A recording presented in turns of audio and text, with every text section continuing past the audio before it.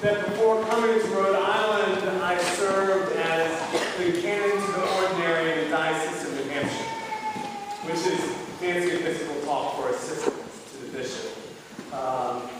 I had the great privilege of being assistant to Bishop Gene Robinson, who is known actually around the globe because he was the first openly gay and partnered man elected to be bishop in a major Christian denomination around the globe.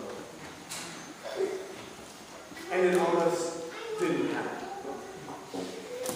We elected him in New Hampshire actually quite easily. Gene had been a part of that diocese for over 18 years. He had served as the canon to the ordinary to his predecessor. So many of us knew him as a faithful man, as a fine leader, and as a friend. So he was elected in the second ballot, both for the clergy and the laity, and a great celebration followed. But what you might not know about the Episcopal Church is that when a diocese elects a bishop, then the national church has to give consent to that election. And that, we discovered, was a far trickier proposition. Because you see, the Episcopal Church, for better or for worse, is a church that falls on a large spectrum of theological opinion. There are some dioceses that would be considered quite conservative or traditional, other dioceses that would be considered quite progressive or liberal, and the bishops, as you might imagine, follow much the same categories. And so when we went to the national church for consent, there was great debate. Consent happened, the debate at least happened in Minnesota at General Convention. And I'll spare you the twists and turns of that whole process, but as you can imagine, we were all pretty nervous, and then all fight the lead when ultimately the votes were cast and Gene gained consent to the national church. The New Hampshire deputation went out to celebrate that night, and I was sitting alongside a friend and colleague of mine who raised his glass in a toast, and he said something that to this day I have not forgotten. He said, "I believe God is rejoicing with us tonight because I believe God celebrates when barriers are broken down." I believe God celebrates when barriers are broken down. The lessons that we've heard today are filled with barriers. Barriers all over the place. Barriers in Proverbs between the rich and the poor. Barriers that were so hard to break down that the writer of Proverbs needs to remind them, look, the Lord makes all of us. Not just the rich, all of us. But that reminder from wisdom didn't carry on so long, because here we are back with James's letter, and we're into the same struggles with the rich ignoring the poor, and barriers again put up as to who's going to be a part of this new community. And again, the lesson is love your neighbor as yourself. Not love your rich neighbor, not love the neighbor that looks like you, but love your neighbor as yourself. Trying to break down those barriers. Mixed success there. And then we hear the gospel today, which is really two stories kind of cobbled together. Barriers again on display. The first is with this Syrophoenician woman who approaches Jesus, and she's desperate, right? Because her daughter is possessed by a demon. Now, what you might not understand is that there are all kinds of problems with this woman approaching him. First of all, no woman was to approach a man without another man by her side. In those days, only a man was to approach another man. So the fact that she would have the nerve to approach Jesus was flaunting these barriers that had existed for centuries. And second, because she was a Syrophoenician, she was a Gentile, and Gentiles and Jews, there was a barrier between them as well. There was a barrier even in Jesus' own mind. He believing that his mission, his ministry, was for the Jews, not for the Gentiles. So when this woman approaches him and she begs for help, his response, did you hear it? It's a little bit shocking. She begs for help. She says, my daughter is possessed by a demon. And he says, let the children be fed first, for it is not fair to take the children's food and feed it to the dogs. You heard that right. Jesus is likening this Syrophoenician woman to a dog. Now I have to say there's a little bit of a sidebar that when I read commentaries about what this all means, the scholars, they tie themselves in knots to somehow give Jesus a pass. They suggest, well, maybe this is just sort of playful banter. Does it sound playful to you? They say, well, maybe he was trying to sort of illustrate to his disciples a lesson that he had taught them not long ago about how it is that it's what comes out of our mouths that defile. Maybe, I don't know, that seems like a lame excuse to me too. I think what's going on here is that Jesus is caught up in his full humanity. He is an Israelite and a man, and he is absolutely buying in to the boundaries and to the barriers that have been set up by his culture. That women should not address men, and that Gentiles should not address Jews. I think that those barriers are in his way. But happily, this woman is not to give up easily.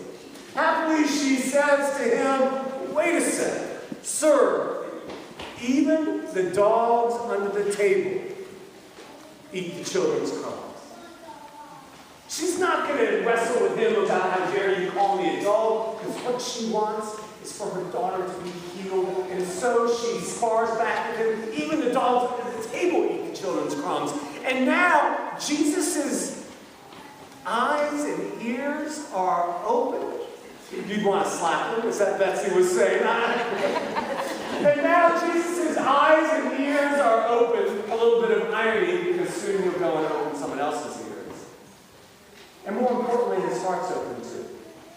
Because he realizes that this woman, this Gentile, is in fact the model of faith and determination. And it seems that then and only then, the barrier between her and him begins to crumble. Then and only then can he feel her pain and her desperation, and then and only then is he ready to respond. Because it's then that he says, go, your daughter's been made well.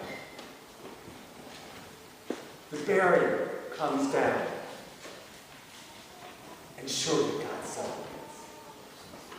There's another story and another barrier in the second half of the gospel. Jesus moves from one region to the other, and he meets now this man who is both deaf and mute. Now, what you don't perhaps know is that in that culture, in those days, if there was any kind of physical challenge, then it was believed that those challenges were a direct consequence of someone's sin. And it was also believed that that so-called sinner should be driven out of institution, of church, of synagogue, rather, and of community, because they were unclean. So there were barriers surrounding this man everywhere he turned. Barriers between him and his family, barriers between him and his community, barriers between him and his people of faith.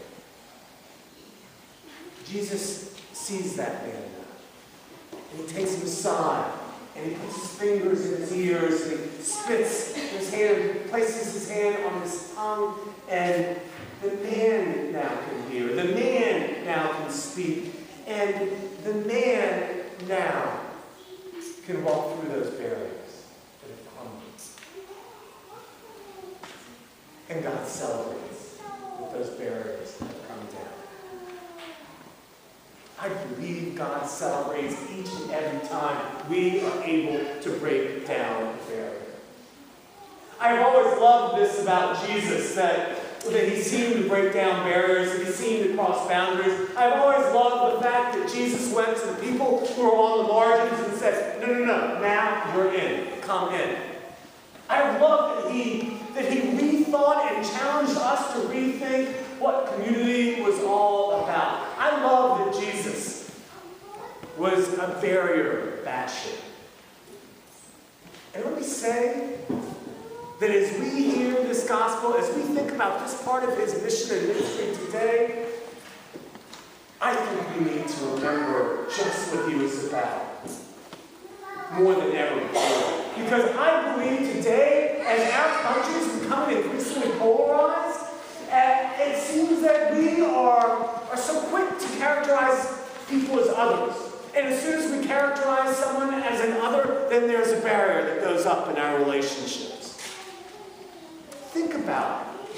Think about your own walk through your days, and at work, or at home, or on the streets, and think about the barriers that seem to be going up. Think about the barriers that are going up in our country, where people are being labeled as aliens or immigrants or enemies. Barriers going up instead of coming down to welcome them in. We need to remember that Jesus was about breaking down barriers. And we need to remember that part of the mission of the church is to be people of reconciliation and to break down those barriers too. So I don't know about your home, but in my home, it's kind of been back to school week. I kind of feel left out. I'm the only one that's going back to school. But we are, in a sense, back at it here at church as well. It's sort of what we call kickoff Sunday here. And so I want to give you your first homework assignment. Oh, it's okay. It's not that bad. And you know what? Take a month to complete it. But more seriously, here it is. I want you to think about how you might somewhere be an agent to break down a barrier.